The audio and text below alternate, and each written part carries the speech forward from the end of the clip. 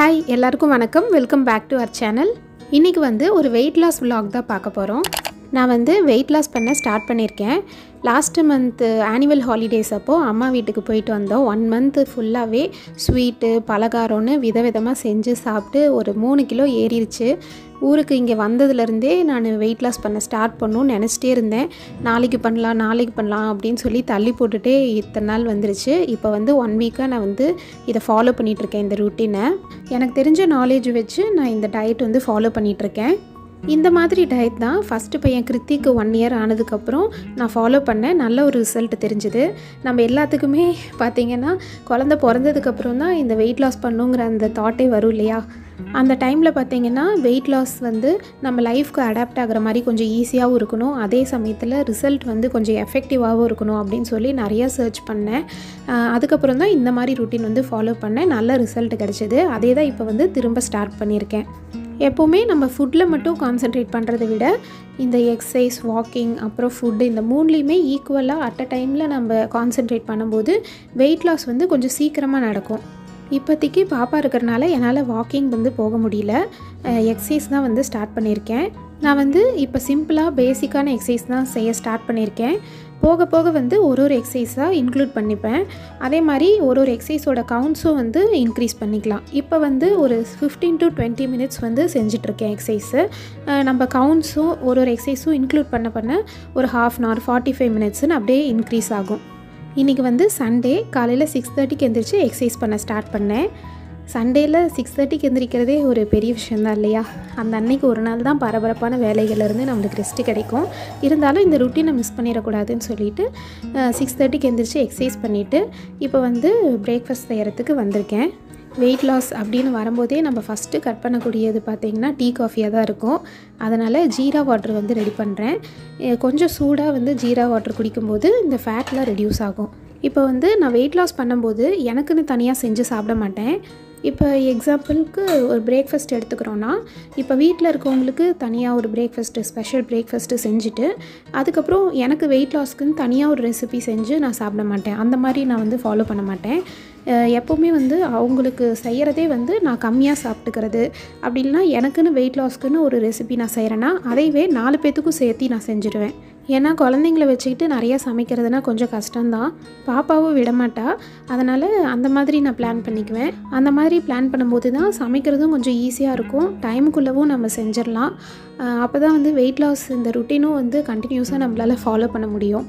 நம்ம வந்து ஃப்ரூட்ஸும் வெஜிடபிள்ஸும் நிறையா இன்டேக் எடுத்துக்கும் போது நல்லா வெயிட் லாஸ் ஆகும்.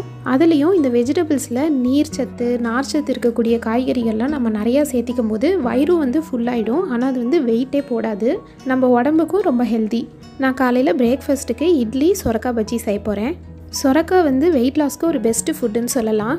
அதில் வந்து நீர் சத்தும் ரொம்ப அதிகம், அதே சமயத்தில் ஃபைபர் கண்டென்ட், அப்புறம் விட்டமின்ஸ், மினரல்ஸும் ரொம்ப அதிகம்.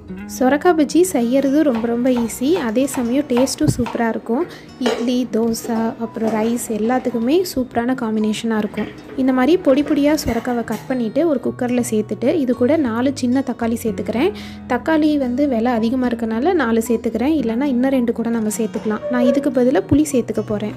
காரத்துக்கு ஏற்ற மாதிரி மிளகாய்த்தூள், அப்புறம் கொஞ்சமாக புளி, அப்புறம் கல்லுப்பு, மஞ்சத்தூள், கொஞ்சம் தண்ணி சேர்த்துட்டு எல்லாம் கலந்துட்டு இதை மூடி வச்சு ஒரு 4 விசில் விட்டுக்கலாம். நான் வந்து வெயிட் லாஸ்க்காக ஃபாலோ பண்ண போகிற டயட் வந்து இன்டர்மீடியட் ஃபாஸ்டிங். இதை பற்றி எல்லாத்துக்கும் தெரிஞ்சிருக்கும்னு நினைக்கிறேன். அதாவது நைட்டு 7 o'clock டின்னர் வந்து ஃபினிஷ் பண்ணிடுறது. மேக்ஸிமம் 8 o'clock அதுக்குள்ளே டின்னர் வந்து ஃபினிஷ் பண்ணிட்டோன்னா திரும்ப அடுத்த நாள் காலையில் வந்து 9 o'clock தான் வந்து பிரேக்ஃபாஸ்ட்டு சாப்பிட்றது. நடுவில் கேப் பார்த்திங்கன்னா 14 hours கிட்ட வரும். நடுவில் உங்களுக்கு எப்போ பசிச்சதுனாலும் நீங்கள் தண்ணி குடிச்சிக்கலாம், எவ்வளோ நாளும் தண்ணி குடிச்சிக்கலாம். நம்ம தூங்குறனால பசிக்கவும் செய்யாது. மார்னிங் வேணால் பிரேக்ஃபாஸ்ட் வந்து ஒரு 8 o'clock பசிச்சதுன்னா சாப்பிட்டுக்கலாம். இந்த ஃபாஸ்டிங்கில் நல்ல ஒரு ரிசல்ட் தெரியும், ஒரு கிரேட் சேஞ்ச் வந்து தெரியும். ஒரு 3 பெரிய வெங்காயம் பொடியாக கட் பண்ணிவிட்டு பணியாரத்துக்கு நம்ம வணக்கிற மாதிரி இதுக்கும் வணக்கிக்கலாம்.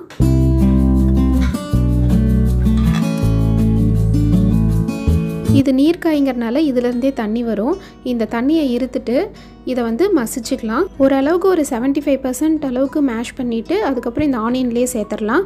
வேணுங்கிற அளவு தூளுப்பு சேர்த்துட்டு தண்ணி நம்ம இருத்து வச்சோம் இல்லையா, அதையும் இது கூட சேர்த்து நல்லா கலந்துடலாம். இது வந்து நீர்க்காய்ங்கிறனால காரம் வந்து கொஞ்சம் சேர்த்து போட்டுக்கிட்டால் சப்புன்னு இல்லாமல் டேஸ்ட்டாக இருக்கும். புளிப்பு ஒரு வேளை உங்களுக்கு அதிகமாக தெரிஞ்சதுன்னா 1/4 ஸ்பூனுக்கும் கம்மியாக வந்து சர்க்கரை சேர்த்துக்கிட்டிங்கன்னா புளிப்பு சுவை வந்து சரியாயிடும். நான் வந்து பாப்பா பிறந்ததுக்கப்புறம் எப்போவும் நார்மலாக இருக்கிற வெயிட்டை விட ஒரு 5 kgs வந்து அதிகமாக இருந்தேன். சரி பாப்பாவுக்கு 1 year ஆனதுக்கப்புறம் வெயிட் லாஸ் ஜர்னி வந்து ஸ்டார்ட் பண்ணலாம் அப்படின்னு நான் நினச்சிட்டு இருந்தேன். ஆனால் அதுக்கு அவசியமே இல்லாத மாதிரி பாப்பா வந்து எப்போவுமே என்னை என்கேஜாகவே வச்சுக்கிட்டா. ஏதோ ஒரு வேலை வச்சுட்டே இருப்பா, 5 நிமிஷம் கூட உட்காரவே விட மாட்டா. அவளுக்கு ஊட்டுறது, அவள் கூட விளாட்றது, டாய்ஸ் எடுத்து வைக்கிறது, நடக்கிறது அப்படின்னு சொல்லிட்டு தானாகவே வெயிட் லாஸ் ஆயிடுச்சு. நார்மல் வெயிட்டுக்கு பழைய மாதிரி வந்துட்டேன். இப்போ ஹாலிடேஸில் அம்மா வீட்டுக்கு போயிட்டு ஒரு 3 kgs ஏறிடுச்சு. இப்போ வந்து இட்லி வேகிறதுக்குள்ளே குளிச்சு ரெடியாகி வந்தாச்சு. இப்போ சாமி கும்பிடும்போது டெய்லியும் 11 தோப்புக்காரணை போட்டுட்ருக்கேன். இது வந்து வெயிட் லாஸ்க்குன்னு சொல்லலாம். சாமி முன்னாடி தோப்புக்காரணை போட்டால் தான் இல்லையா, போக போக கவுண்ட்ஸ் வந்து இன்க்ரீஸும் பண்ணிக்கலாம். தோப்புக்காரணை போடும்போது ஞாபக சக்தி நம்மளுக்கு அதிகமாகும். இப்போ 2 இட்லி நிறையாவே சொரக்காய் பஜ்ஜியும் வச்சுக்கிட்டேன். 2 இட்லி தானா, இது நம்மளுக்கு பத்துமா அப்படின்னு நீங்கள் நினைக்கலாம். ஆனால் நம்ம சைட் டிஷ்ஷாக சொரக்காய் பஜ்ஜியும் நிறையா வச்சு சாப்பிட்றனால வயிறு வந்து ஃபுல்லாகிடும். ரொம்ப வந்து டிம்முன்னு சாப்பிடக்கூடாது. இது வந்து ஒரு 3 days இல்லைனா மேக்ஸிமம் 1 week வரைக்கும் கொஞ்சம் கஷ்டமாக இருக்கும் பழகிறதுக்கு. ஆனால் பழகிருச்சுன்னா அதுக்கப்புறம் நம்மளுக்கே வந்து இன்னொன்று 3 சாப்பிட்லானே தோணாது. எந்த டிஃபனாக இருந்தாலும் இதே அளவு தான்.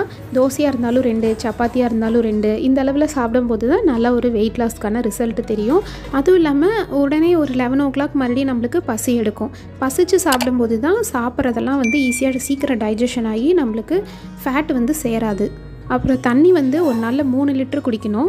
என்னால் அந்தளவுக்கு குடிக்க முடியல. இப்போ தான் வந்து ஒரு 2 லிட்டரு கிட்ட வந்திருக்கேன். கொஞ்சம் கொஞ்சமாக நான் இன்க்ரீஸ் பண்ணிகிட்ருக்கேன். இப்போ தான் தெரியுது நான் டெய்லி வந்து 1 லிட்டருக்கு கம்மியாக தான் ஒரு நாளில் குடிச்சிட்டு இருந்திருக்கேன்னு. இந்த மாதிரி பாட்டிலில் பிடிச்சி குடிக்கும்போது தான் நம்மளுக்கு தண்ணி எவ்வளோ குடிக்கிறோன்னு அந்த அளவே தெரியும். அதுவும் உங்களுக்கு வந்து எப்போல்லாம் பசிக்குதோ அப்போல்லாம் தண்ணி நீங்கள் நிறையா குடிக்கும்போது உங்களுக்கு வயிறு ஃபுல்லாகிடும். வேறு எதுவும் சாப்பிட்ணுன்னு தோணாது. அதுக்காக நீங்கள் பசியோடு இருக்கணும் அப்படின்லாம் நான் சொல்லலை. ஹெல்த்தியாகவும் அளவோடவும் சாப்பிடணும். அடுத்தது 11 o'clock நான் நட்ஸில் வந்து 5 பாதாம் அப்புறம் 2 வால்நட் எடுத்துக்கிறேன். இது வந்து முழு வால்நட்டு. இந்த மாதிரி தான் கிடச்சதுன்னு இந்த தடவை வாங்கிட்டு வந்தாங்க. எப்போது வால்நட் வந்து கொஞ்சம் லைட்டாக கசப்பாக இருக்கும் இல்லையா, இந்த முழு வால்நட்டில் கசப்பே கொஞ்சம் கூட இல்லை. இந்த மாதிரி கிடச்சா நீங்கள் இந்த மாதிரி வாங்கி சாப்பிடுங்க. நட்ஸில் வந்து ப்ரோட்டீன் அதிகமாக இருக்குது. நீங்கள் வந்து நட்ஸு இல்லைனா டேட்ஸு இல்லைனா மோர் இல்லைனா ஃப்ரூட்ஸு இந்த மாதிரி இந்த 11 o'clock டைமில் நீங்கள் எடுத்துக்கலாம். அப்புறம் இப்போ வந்து கொஞ்சம் ரிலாக்ஸ் பண்ணலான்ட்டு அரிசி ஊற வச்சுட்டு குழந்தைங்க கூட விளாட வந்துட்டேன். குழந்தைங்க கூட விளாடும் போதும் இந்த மாதிரி பால் இது மாதிரிலாம் விளாடும் போது குமிஞ்சு நிமிந்து நம்ம எந்திரிச்சு ஓடி ஆடி விளாடும் போது நம்மளுக்கு இதுவும் வெயிட் லாஸ்க்கு ஒரு ஹெல்ப் பண்ணும். உங்கள் வீட்டில் குழந்தைங்க இருந்தாங்கன்னா ஒரு குத்துப்பாட்டு போட்டு விட்டு அவங்க கூட சேர்ந்து நீங்கள் டான்ஸ் கூட ஆடலாம். இப்போ குழந்தைங்களை என்கேஜ் பண்ணிவிட்டு அவங்க 2த்தையும் விளாட விட்டுட்டு நான் வந்து லஞ்ச் ரெடி பண்ணுறதுக்கு வந்துட்டேன். சாதம் அப்புறம் காலையில் வச்ச சொரக்காய் பஜ்ஜி அதே குழம்பு தான். இப்போ வந்து தண்டு பொரியலும் ரசமும் நான் செய்ய போகிறேன். வெயிட் லாஸ்ன்னு வரும்போதே கண்டிப்பாக ஒரு பொரியல் இருக்கணும். சாதம், குழம்பு, ஏதோ ஒரு ஹெல்த்தியான குழம்பு, கீரை குழம்பு இல்லை இந்த மாதிரி சொரக்காய் பஜ்ஜி இல்லைனா சுண்டல் குழம்பு அந்த மாதிரி ஏதோ ஒரு குழம்பு கூட ஒரு பொரியலும் இருக்கணும். அப்போ தான் நம்மளுக்கு ஈஸியாக டைஜஷனும் ஆகும். அதுவும் இல்லாமல் நொறுக்கு தீனியெல்லாம் நம்ம எதுவும் கடிச்சிக்கிறதுக்கு சைட் டிஷ்ஷாக வச்சுக்க மாட்டோம். இந்த வெயிட் லாஸில் ஒரு முக்கியமான விஷயமே இந்த நொறுக்கு தீனி ஜங்க் ஃபுட்டெல்லாம் நம்ம சாப்பிடாமல் இருக்கிறது தான். தண்டு வந்து இந்த மாதிரி ரவுண்டாக கட் பண்ணிவிட்டு ஒரு ஸ்லைஸ்க்கும் முன்னாடி பின்னாடியும் வந்து நம்ம இருக்கிற நாரெலாம் நம்ம வந்து கையில் எடுத்துட்டோன்னா சாப்பிடும்போது நம்மளுக்கு நார் இருக்காது. அதுவும் இல்லாமல் வாங்கும் போதே புதுசாக பிஞ்சு தண்டாக வாங்கினோன்னா நாரே இருக்காது. தண்டுக்கு வந்து கடுகு, கடலைப்பருப்பு, உளுத்தம்பருப்பு, ஒரு வரமிளகாய், ஒரு பெரிய வெங்காயம் போட்டு நான் தாளிச்சுக்கிறேன். இது வணங்கினதும் நம்ம தண்டை வந்து இதில் சேர்த்துடலாம். இது கூட தேவையான அளவு கல்லுப்பு தண்ணி சேர்த்துட்டு மூடி வச்சிடலாம். இது வெந்ததுக்கப்புறம் 1/4 மூடி தேங்காய் வந்து திருவிட்டு இது கூட சேர்த்துடலாம். இந்த மாதிரி வணக்கும் போது தண்டு பொரியல் வந்து டேஸ்ட்டாக இருக்கும். அது தயிர் கூடலாம் கலந்து சாப்பிட்டா செம்ம டேஸ்ட்டாக இருக்கும். நான் குழந்தைங்களுக்காகவே ரசம் வச்சுருந்தேன். அவங்களுக்கு வந்து ரச சாதம் அப்புறம் தண்டு பொரியல் வச்சு ஊட்டி விட்டேன். இப்போ வந்து நான் சாப்பிட்றேன். 1 கப் அளவுக்கு சாதம். இதுக்கு பொரியல் வந்து நான் நிறையா வச்சுக்கிறேன். அதுக்கப்புறம் சொரக்காய் பஜ்ஜியும் வச்சுக்கிறேன். லஞ்சுக்கு சாப்பாடு அளவு வந்து கம்மியாக வச்சுக்கணும். ஆனால் அது கூட வச்சுக்கிற காய் வந்து சாப்பாடு அளவை விட காய் அளவு வந்து அதிகமாக இருக்கணும். பாப்பாவை தூங்க வச்சுட்டு நான் சாப்பிட்டேன். கிருத்திக் வந்து டிவி பார்த்துட்டு இருந்தான். தண்டில் வந்து நார்ச்சத்து அதிகமாக இருக்குது. காய் அளவு அதிகமாக வச்சனால என்னால் இதுவே சாப்பிடவே முடியல. மத்தியானம் சாப்பிட்டதுக்கப்புறம் முக்கியமாக நம்ம செய்ய வேண்டிய வேலை என்னென்னா தூங்காமல் இருக்கிறது தான். ஆனால் இதுதான் ரொம்ப ரொம்ப ஒரு கஷ்டமான விஷயமே. காலையில் எந்திரிச்சு வேலையெல்லாம் செஞ்சுட்டு மத்தியானம் சாப்பிட்டதுக்கப்புறம் தான் நல்லா தூக்கம் வரும். ஆனால் வந்து இந்த வெயிட் லாஸ்க்கு வந்து தூங்காமல் இருந்தால் தான் ஒரு எஃபெக்டிவாக இருக்கும். அட்லீஸ்ட் லஞ்சு சாப்பிட்டதுக்கப்புறம் மேக்ஸிமம் ஒரு 1 hour வச்சு நம்ம தூங்காமல் இருக்கணும். அதுக்கப்புறம் ஒரு 10 minutes to ½ hour மட்டும் கூட தூங்கிக்கலாம். நான் வந்து இன்றைக்கி எடிட் பண்ணிகிட்டு இருந்தேன், அதனால் தூங்கலை. பாப்பாவும் கொஞ்சம் சீக்கிரம் எந்திரிச்சிட்டா. அதுக்கப்புறம் ரெஃப்ரெஷ் ஆகிட்டு பாப்பாவுக்கு பாலாத்தி கொடுத்துட்டு இப்போ வந்து எனக்கு சத்து மாவு கஞ்சி ரெடி பண்ண வந்திருக்கேன். இந்த சத்து மாவு வந்து 21 பொருள் போட்டு வீட்லேயே வறுத்து ரெடி பண்ணி அரைச்சது. நான் இன்னொரு வீடியோவில் இதோட ரெசிபி வந்து ஷேர் பண்ணுறேன். இதில் வந்து நிறையா வகையான அரிசி, மில்லட், தானியங்கள் எல்லாமே சேர்த்துருக்கு. பாப்பாவோட 1 yearலேருந்து பாப்பாவுக்கும் நான் இதே தான் கொடுக்குறேன். ப்ரெக்னென்சிக்கு ட்ரை பண்ணுறவங்க கூட இந்த சத்து மாவு வந்து டெய்லியும் குடிச்சிட்டு வரும்போது அவங்க சீக்கிரமாக கன்சீவ் ஆகிறதுக்கு நிறையா சான்சஸ் இருக்குது. 1 ஸ்பூன் சத்து மாவில் 1/4 டம்ளர் தண்ணி சேர்த்து கட்டி இல்லாமல் கரைச்சிட்டு 3/4 டம்ளர் பால் சேர்த்துட்டு இது கூட நாட்டு சக்கரை சேர்த்துக்கிறேன். ஒரு 1.5 ஸ்பூன் அளவு சேர்த்துட்டு இது காய்ச்சிக்கலாம். பொங்குற அளவுக்கு நல்லா கலந்துகிட்டே இருக்கணும், கைவிடாமல் கலந்துகிட்டே இருக்கணும்.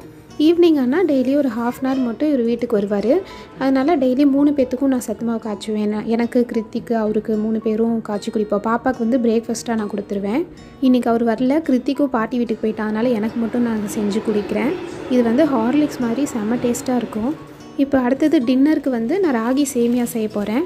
அனில் சேமியா பேக்கெட் ஒரு 1.5 பேக்கெட் வந்து தண்ணியில், நார்மல் தண்ணியில் வந்து ஊற வச்சுக்கிறேன். ஒரு 3 நிமிஷம் மட்டும் ஊற வச்சு எடுத்துடலாம். இது எப்படி செய்கிறதுன்னு இந்த பேக்கெட்டுக்கு பின்னாடியே போட்டிருப்பாங்க. இது கூட தூளுப்பு கொஞ்சம் சேர்த்துக்கலாம். அப்புறம் இட்லி பாத்திரத்தில் இந்த ராகி சேமியாவை புழிஞ்சிட்டு உதிரி உதிரியாக இருக்க மாதிரி அப்படியே எல்லாம் ஸ்ப்ரெட் பண்ணி விட்டுடலாம். 2 to 3 minutes ஊறினா போதும். அதுக்கு மேலே ஊறினா களியாட்டாயிடும். அதனால் சீக்கிரமாக இட்லி பாத்திரத்தில் வச்சுருங்க. இதை மூடி வச்சு ஒரு 5 நிமிஷம் வெந்துச்சுன்னா போதும். இது வந்து எங்கள் எல்லாத்துக்குமே சேர்த்து நான் டின்னராக ரெடி பண்ணிட்டேன். இதை ஒரு பவுலில் ட்ரான்ஸ்ஃபர் பண்ணிவிட்டு லைட்டாக எல்லாம் உதிரி உதிரியாக பண்ணிவிட்டு ஆற வச்சிடலாம். கொஞ்சம் ஆறுனதும் நல்லா சாஃப்டாக உதிரி உதிரியாக இருக்குது. இது வந்து காரம், ஸ்வீட்டு ரெண்டுமே நான் ரெடி பண்ணிக்கிறேன். காரத்துக்கு வந்து கடுகு, கடலைப்பருப்பு, உளுத்தம்பருப்பு, ஒரு வரமிளகாய், ஒரு பெரிய வெங்காயம் போட்டு தாளிச்சிட்டு இந்த ராகி சேமியாவையும் நான் பாதி அளவுக்கு சேர்த்துக்கிறேன். லாஸ்ட்டாக ஒரு அரை லெமன் வந்து பிழிஞ்சு விட்டுக்கிறேன். இதுக்கு பதிலாக நீங்கள் தக்காளி கூட ஒரு குட்டி தக்காளியாக ஒன்று சேர்த்துக்கலாம். இது டேஸ்ட் பார்த்துட்டு உங்களுக்கு வேணும்னா தூளுப்பும் நீங்கள் சேர்த்துக்கலாம். அவ்வளோதான். கருவேப்பிலை, கொத்தமல்லி தழை போட்டு நீங்கள் இறக்கிடலாம். இது டேஸ்ட் பார்த்திங்கன்னா அவ்வளோ சூப்பராக இருக்கும். ஒரு லைட் வெயிட்டான, ஹெல்த்தியான, டேஸ்டியான ஒரு டிஃபன். அடுத்தது ஸ்வீட்டுக்கு வந்து 1/2 மூடி தேங்காய், ஒரு ஏலக்காய் சேர்த்து துருவிட்டு இந்த மீதி இருக்க ராகி சேமியாவில் சேர்த்துக்கிறேன். இது கூட நாட்டு சக்கரை வந்து வேணுங்கிற அளவு சேர்த்துக்கிறேன். இதை கலந்துட்டு ஸ்வீட்டு, காரம் ரெண்டுத்துலேயுமே ஒரு கரண்டி வச்சு என்னோடய டின்னரை ஃபினிஷ் பண்ணிட்டேன். நான் டைமிங் சொல்லவே மறந்துட்டேன். பிரேக்ஃபாஸ்ட் வந்து 9 o'clock சாப்பிட்டேன். அப்புறம் நட்ஸ் வந்து 11 o'clock, லன்ச் வந்து 2 o'clock, சத்து மாவு கஞ்சி வந்து 5 o'clock, இப்போ டின்னர் வந்து 7 o'clock நான் சாப்பிட்டேன். எப்போவுமே செல்ஃப் கேருங்கிறது ரொம்ப ரொம்ப முக்கியம். எப்போவுமே நம்ம குழந்தைங்கள, ஹஸ்பண்டை வந்து நம்ம கேர் பண்ணி நல்லா கவனிச்சுக்குவோம். ஆனால் நம்மளை வந்து கேர் பண்ணுறதுக்கே நம்ம மறந்துடுவோம். ஆனால் வந்து நம்மளை வந்து ஆரோக்கியமாகவும் அழகாகவும் வச்சுக்கும் போது தான் அவங்களையும் நம்ம வந்து நல்லா பார்த்துக்கலாம். அதுவும் இல்லாமல் நம்மளுக்கு ஒரு இன்னர் ஹாப்பினஸ், அப்புறம் சாட்டிஸ்ஃபேக்ஷன், செல்ஃப் கான்ஃபிடென்ஸ் இது எல்லாமே அதிகமாகும். வெயிட் லாஸ் பண்ணுறதுக்கு ஒரு மன உறுதி வேணும், ஸ்ட்ராங்காக இருக்கணும். வெயிட் லாஸ் பண்ணணும்னு நினச்சிட்டு ஆனால் ஏதோ ஒரு தடங்கள் வந்துட்டு டெய்லியும் நாளைக்கு பண்ணிக்கலாம் தள்ளி போயிட்டே இருக்கும் இல்லையா? அந்த மாதிரி இருக்கவங்களுக்கு இது ஒரு மோட்டிவேஷ்னல் வீடியோவாக இருக்கும் அப்படின்னு தான் நான் இதை ஷேர் பண்ணுறேன். இந்த வீடியோ பிடிச்சிருந்தா ஒரு லைக் கொடுங்க, நம்ம சேனலுக்கு சப்ஸ்கிரைப் பண்ணுங்கள். இந்த வீடியோ யூஸ்ஃபுல்லாக இருந்துச்சா அப்படின்னு சொல்லி கமெண்ட் பண்ணுங்கள். தேங்க்யூ.